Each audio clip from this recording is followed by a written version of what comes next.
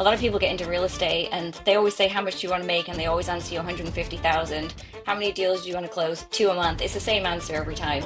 Would you watch football or basketball if there wasn't time? If it was just like, hey, we're just gonna play. We're just gonna play until one of us outscores the other person. Right? That's boring. So why don't we do that in our business? We have served so far over 1,600 families and over $500 million of production.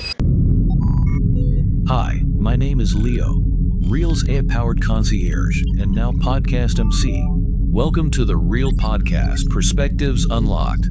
This isn't just another podcast. It's your front row seat to fresh ideas, real stories, and game-changing insights from voices that matter. Now, join head of Real Academy, Drew Thompson, and agents Lana Rodriguez and Redman Hamaoui as they share strategies to balance building powerhouse teams, running businesses with their spouses, and staying ahead in a shifting market. Hey, what's up, everybody? My name is Drew Thompson. I'm the head of Real Academy here at Real. Welcome to Perspectives Unlocked. I'm so excited to be joined today by Redman Hamaoui and Lana Rodriguez. Both of them are agents here with Real. One is in Florida, the other one is in Colorado. But Lana, you're in Florida right now on vacation, right? Yeah. Are you close to Rebecca? Rebecca, are you in Orlando? I'm in Miami. I'm in Orlando. Close enough. You know, I look outside my window right now and we have about 2 feet of snow that just got on the ground. So clearly you guys do not have the snow that we have on the ground right now and your weather is a lot better. No, we're about 77 degrees today. We're good. 57, that's crazy. I was so excited when they said we're going to start this podcast. Drew, who would you like to bring on? You two came to mind first because I've been in your states with Real Academy on the road. Number one. Number two, you both run teams with your spouse. I believe you get to boss your spouse around is exactly the way it was put, right? And you're just great people who are doing amazing stuff in the market. Let me start here. Can we go around the horse? And Rebecca, can you tell me just what got you into real estate, where you are right now? Yeah, absolutely. I'm originally from the UK and I have a law background and I did commercial real estate in the UK. Then when I moved to the US, I thought, well, I should get my real estate license because that's what everyone does when they move to Florida. And in addition to that, my parents are both real estate agents as well. So they sort of gave me the nudge to get into it. This was back in 2007, which was not the best time to get into real estate because everything was crashing and burning. But often the best things can be built at the worst times. So we plowed through and carried on. I've been in real estate since and have grown from being just a single agent to a team along with my husband. And your daughter, Scarlett, she's an equestrian, right? I have it written down here. She rides horses. Yes, she does. So that pretty much consumes all the rest of my time. If I'm not working, I'm usually in a field chasing a horse. I think, didn't you just post something? You did your most recent trip for the year with competition. Is that right? Yeah, we travel a lot for her competitions, so she competes at a pretty high level for her age. So it's an additional full-time job for the family for sure. She has big goals. Uh, Now, Lana, you are on the other side in Colorado. What brought you into real estate and where are you today? See, I learned something new. I did not know Rebecca is an immigrant as well. I'm originally from the country of Latvia. I lived in America since 2005 and served real estate community in Colorado since 2014. So that marked last 10 years. Prior to real estate, I used to be in retail management. So it was a smooth transition from one sales job to another, but it was quite a bit of adjustment as well. And currently, I operate small but mighty team, what they call a Navy SEAL team size. We have 6 full-time agents and 2 full-time support staff, and then we outsource marketing, we independent contractors. And we have served so far over 1,600 families and over $500 million of production. Okay, so you both have teams. You're both hungry entrepreneurs. Let's start here. You have a new team member that just joined your team. I think this will be exciting. They just joined your team. That first question is, where am I getting leads from? Right? Where am I going to get my first deal? Where am I going to get my first and second deal? How are you coaching them? So, um, Our lead flow, having been in the business for so long, has a lot of referrals. About probably over 50% of our business comes from referrals now. We also have a retail location, so we actually do a few million a year just from walk-in traffic, which is fantastic. But as far as getting our team up and running, we have a really strict onboarding process. It takes about 2 weeks initially, and the we actually was inspired by this by Spring B. She does a Hello Week, and we took that and ran with it. We have a structured 2 week platform that we take them through. They have certain milestones to hit, and they have to meet that within those first 2 weeks. And if they do that and then they follow the daily routine afterwards, they'll start generating their own leads and we will provide them leads. We expect to feed them about 70% and expect them to make about 30% of their own lead generation. And they should be able to do that within 60 days. All right, so big shout out to Spring Benson. She's one of our Hmm. agents in Utah, rock star. What is this She Hello is. Week? Can we unpack this for a second? Yeah, so it's quite intense and intentionally so. Because I think a lot of people, and I think Lana will probably agree with me, a lot of people get into real estate and they always say, how much do you want to make? And they always answer you 150,000. How many deals do you want to close? Two a month. It's the same answer every time. And they think, just by showing up from 10 till 2 every day, Monday through Friday, we'll do that. And it doesn't. It's hard work. It's not. I would say it's not difficult, but it's hard work, and there is a formula to it. It's a numbers game, so the more people you touch and speak with, the more deals you'll close. So it's just giving them those systems and tools within those first 2 weeks to really hit the ground running and set the expectation of what workload will look like in a real estate full-time career. Now, Lana, when you came into this business, you came from retail, right? Is that what you said? Mm-hmm. You came from retail, and if I remember correctly, you were brand new to a brand new town, and you were 9 months pregnant, or you were pregnant. You had to grind and hustle. So, how did you apply something like this, where okay, I know who I have to talk to. I know that I have to work like crazy. How would you have applied something like this, like the 2 week runway? Here are the numbers I have to hit, etc.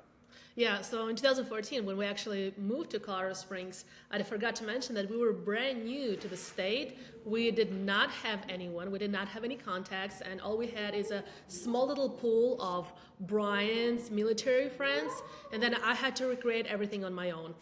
With the God's grace, I found out I was pregnant. So going into my first year of physical of business in 2015, I knew that I will have 9 months. 9 months to either make it or break it in this career. And then I had hopes to go into maternity leave. That did not happen, but that's a story for a different time. And within those 9 months, I was like, okay, what do I need to do? And back then, believe it or not, the Meetup app, I don't even know if Meetup is still a thing, but I joined almost every Meetup group in a city I could. There was like hiking moms, moms with dogs when I didn't have a dog, knitting moms. And I just put myself in all these spaces just to connect and grow my local imprint. Another thing what I started doing is, being a military spouse, it's lonely regardless, no matter if you're in Colorado or anywhere else. So I always had a vision to create a big client community, okay? In not as sexy words, it's a word for client database. But we call it a client community. It's part of my sales pitch. It's part of our buyers and listing presentations. So whenever somebody comes into our team's ecosystem, we say, hey, one of the competing advantages to work with us is you will never be alone. We're the real estate team that does not go away. And that's when the community grew right now to actively living 500 families in Colorado Springs area. We do quarterly events. We have a client concierge who just strictly focuses on a client after the transaction is closed. So, but within, Drew, just to answer your question, within those first 9 months of my real estate career, I hustled. I worked up to 42 and a half weeks pregnant. And there was not a room that I was not afraid to go in and kind of just put my name out there. And everything was through the, trial and error. Some of the rooms worked very, very effectively. I got a lot of connections. And most importantly, because I'm sure Rebecca is going to agree, it's all about the follow-up game. It's all about staying omnipresent, especially right now in the era of social media, right? And just be top of mind. And that strategy has worked for me very, very good. So, all right, I heard one thing between both of you. This idea of, you said you had 9 months. We talked about Spring Benson's 2 weeks, right? That welcome, hello period, knowing what you have to do. Time is such a huge part of that, right? Saying, hey, I want to achieve X by X date. We know that anything we do today has a 90-day impact from today. But we also know if we set a time, just like in basketball, this is funny. I was talking to my friend the other day. We were watching Ohio State beat up on Oregon, right, which was awesome to watch. Anytime they beat up, especially when they beat Michigan, that hasn't happened in a few years, but it happened the 10 years prior to that, just for the record. Would you watch football or basketball if there wasn't time? If it was just like, hey, we're just going to play. We're just going to play until one of us outscores the other person. Right? That's boring. So why don't we do that in our business? And you just said it. I had 9 months, 2 weeks. So setting that time of saying, hey, we're going to do this for the next 90 days. I'm going to sprint until it's over. Okay, now that I know the time, what's next? Rebecca, where do I go now that I know the time? What's next? I think the next thing is, I agree. I think everything has to have an end date or goal. Not everything ends, so like a stage date perhaps is better. But the next part I believe is the most important is the consistency. So we jump in and we're like, okay, I'm gonna make calls, and then you get distracted and you'll do some reels, and then you'll do this and do this.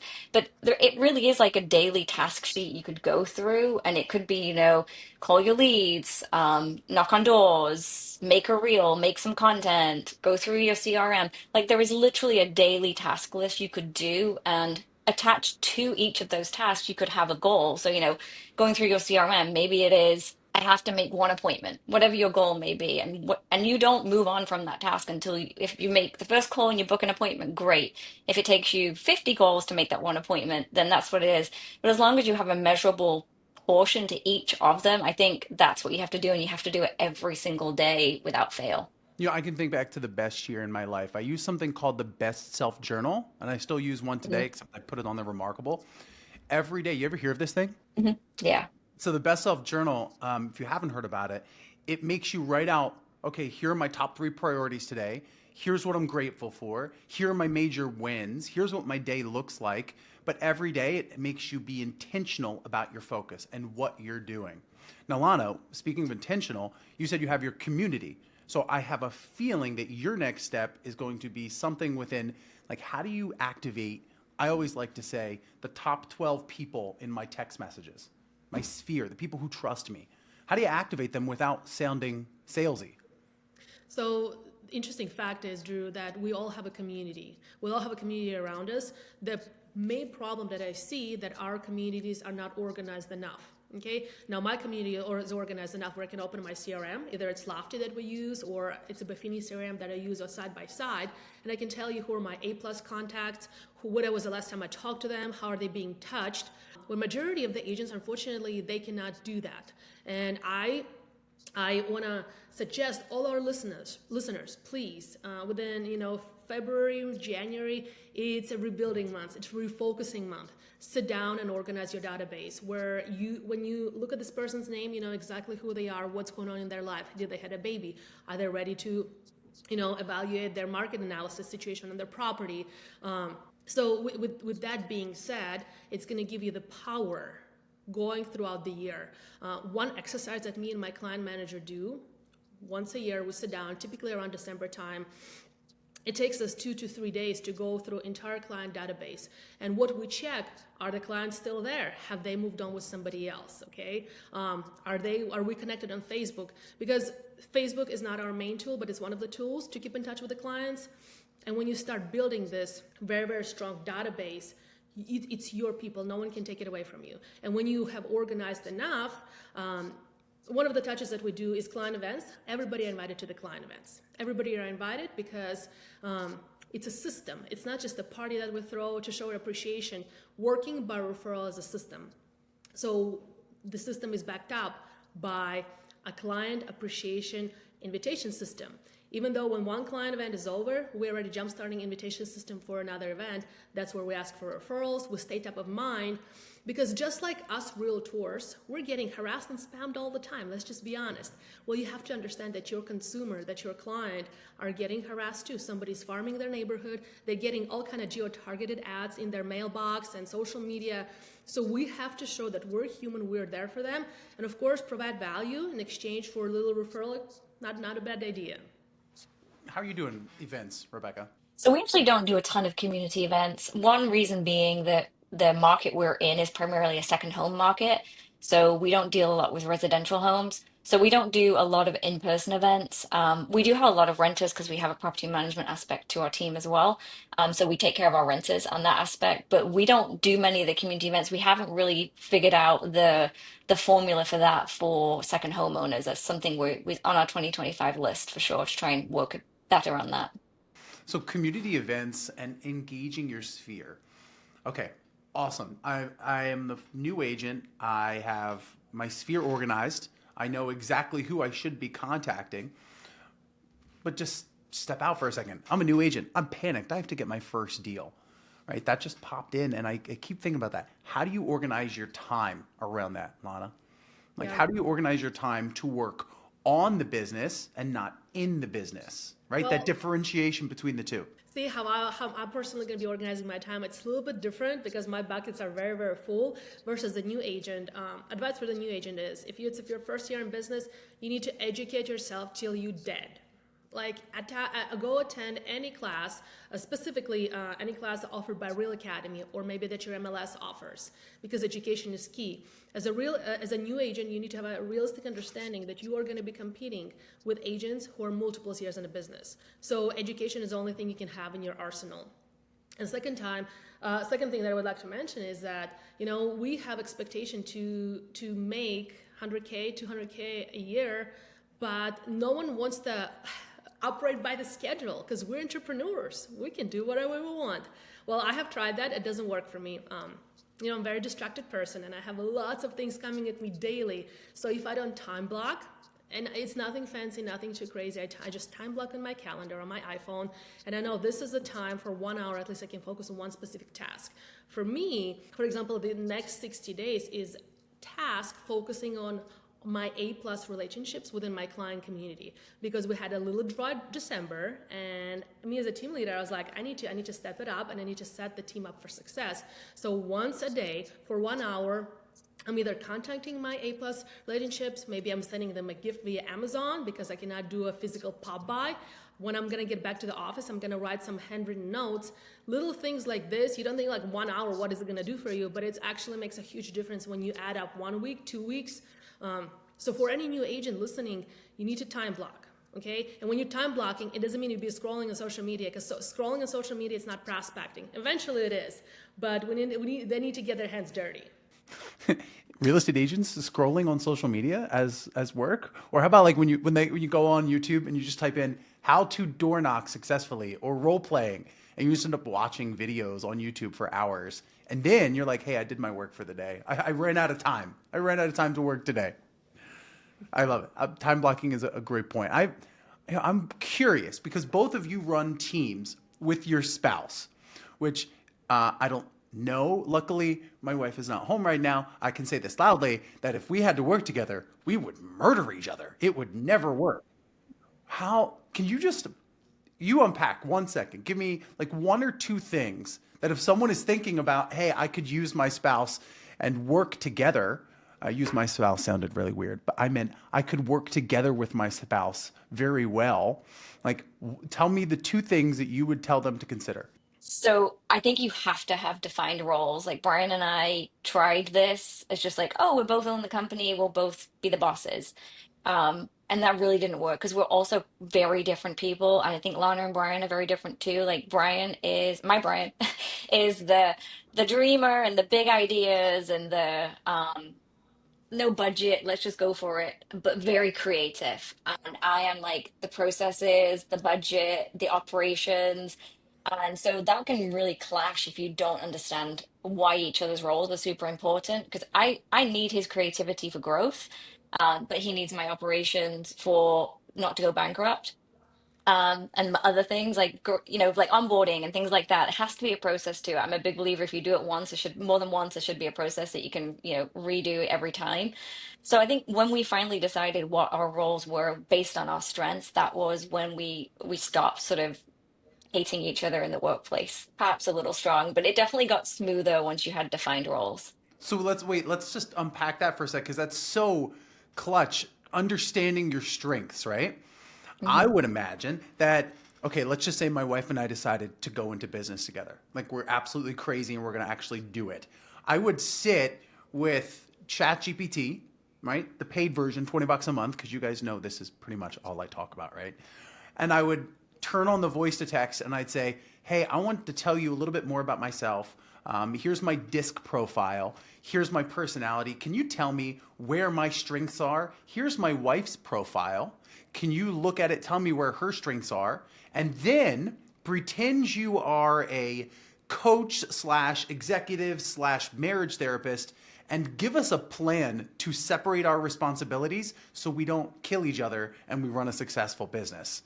Because it sounds like knowing, right, Lana, knowing your strengths and your husband's strengths, which by the way, super cool that he went to West Point. Super cool that he's activating and he's going back to West Point, creating those events to help West Point graduates become entrepreneurs and have their own future. Super cool, by the way. Like, how did you separate you two? How did you separate out your strengths versus his? You know, it's safe to say that after 5 years working together, Brian and I, Brian Rodriguez, we are at the best place we've ever been. Oh, but I'll tell you how rocky it was getting started. Because remember, I was already running and gunning the team. I thought I knew what I was doing, and then our active duty Army officer coming in into my equation, where we're like pretty much like squirrels with heads cut off, running around, and he wanted structure and he wanted processes, and we had none of that. But pretty much right now, divide and conquer. Divide and conquer, whatever Rebecca said, you have to have the list of responsibilities and you cannot have the same responsibilities. My Brian and I were a little bit different. I'm the visionary. I'm like operating an imaginary invisible budget, where Brian is very by the book, SOPs kind of guy, operations and systems. So Brian's in charge of financial decisions. And even though I have a say-so, I have to approve everything by him. It's just better that way. Otherwise, Lana would be just, slicing the credit cards and whatnot. I'll tell you what, your husband will be, or your spouse will be the best ally you will ever have in your real estate business. No one else is going to have your back. The only problem is that real estate conversations never leave your side. Like we wake up in the morning, what do you think the first thing we talk about? Real estate. What deals are closing? Yeah, what deals are closing? What's happening? What fires are happening? We go to bed, it's the same thing. When you start working together more and more, it dies down, but it never goes away, and you just have to be okay with that.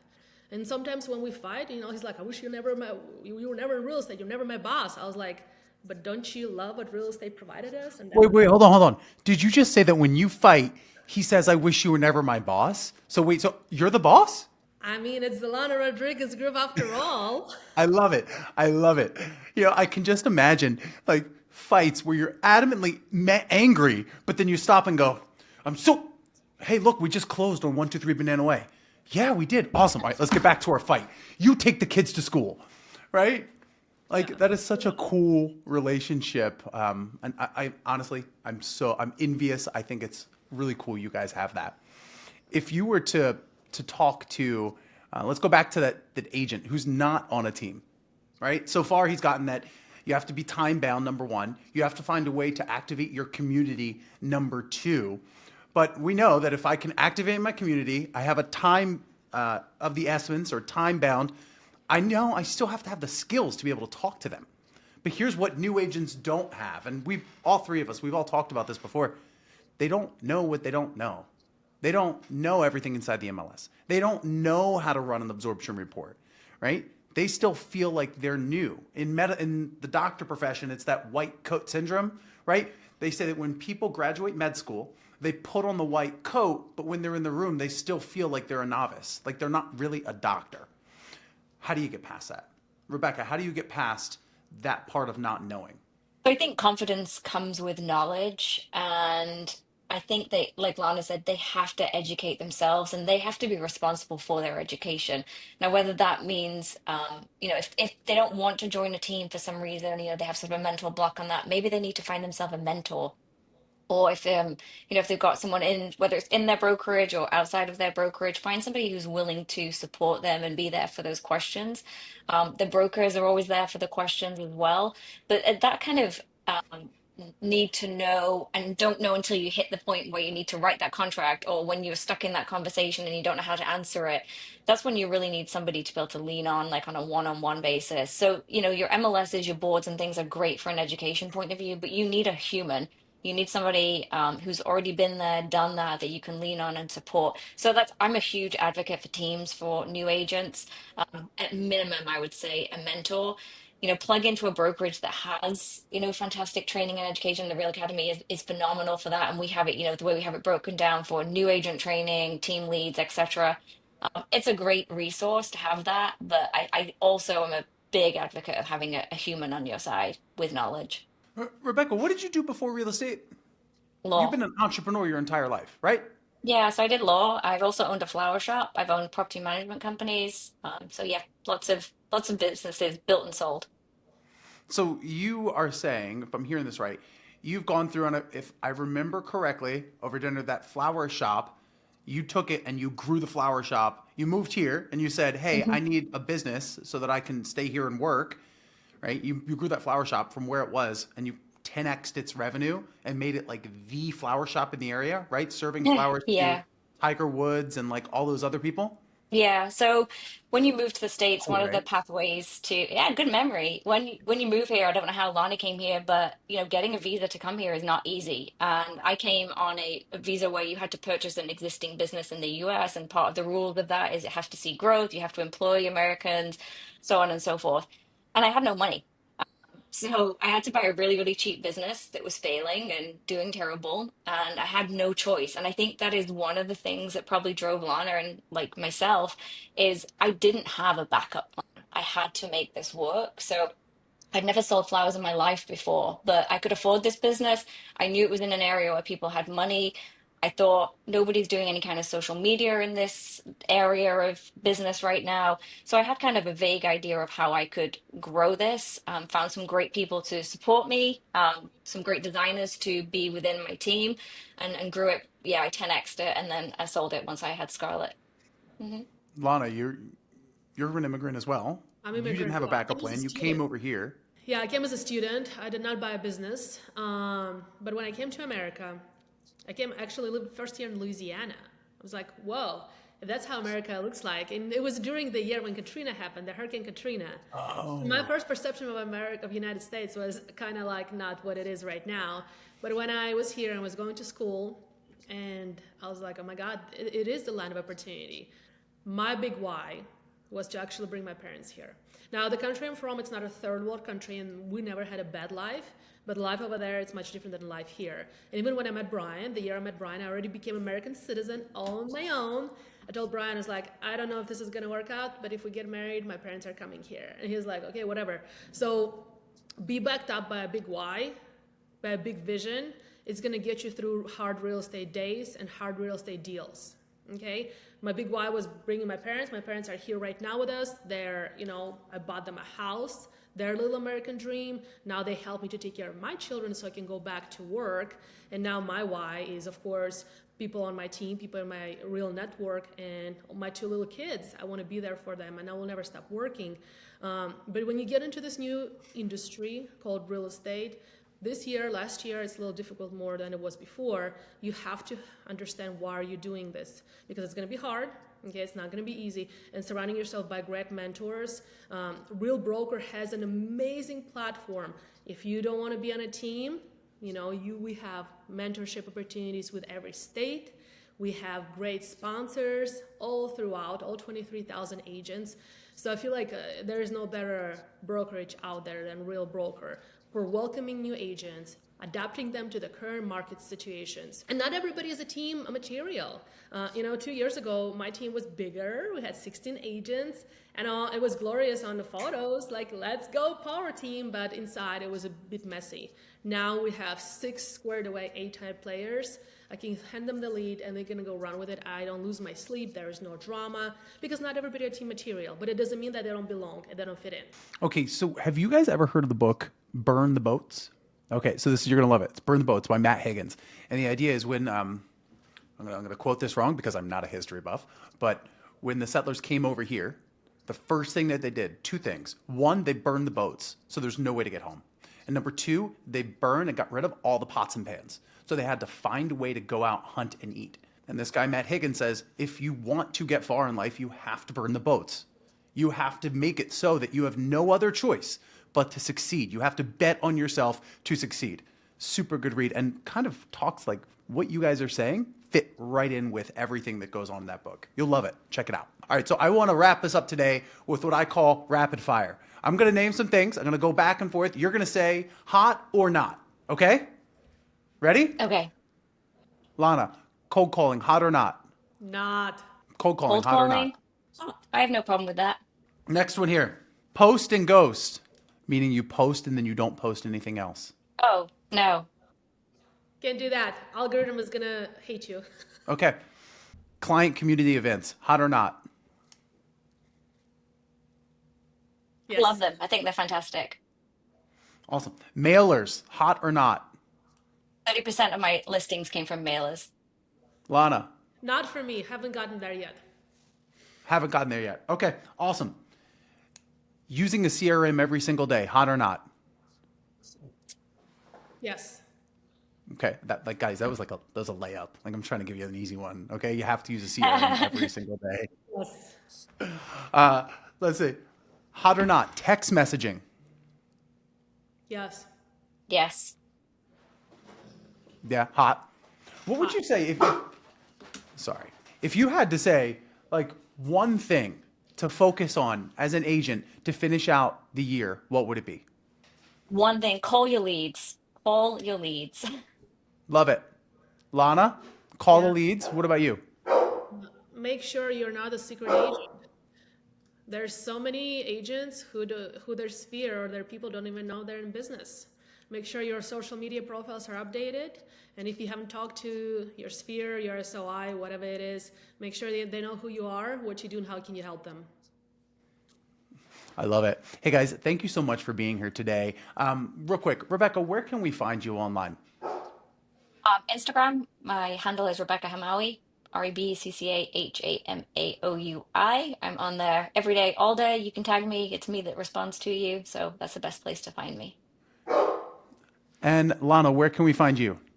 Facebook is great, Lana Rodriguez, or the Instagram as well. It's at Lana Rodriguez. I'm on both of those platforms. Please reach out to me. Would love to connect. Awesome. Guys, this was our episode of Perspectives Unlocked. Again, my name is Drew Thompson. You can find me at the Drew Thompson on Instagram, and we will go from there. Thank you guys for watching. That's a wrap on this episode of Real Podcast, Perspectives Unlocked. If today's conversation sparked even one new idea for you, mission accomplished. But don't stop here. Subscribe, rate, and drop a review so we can keep bringing you the insights that move the needle. Want more? Follow us on Instagram at Rail Brokerage to stay plugged in and join the conversation. Until next time, stay curious, stay bold, and keep unlocking new perspectives.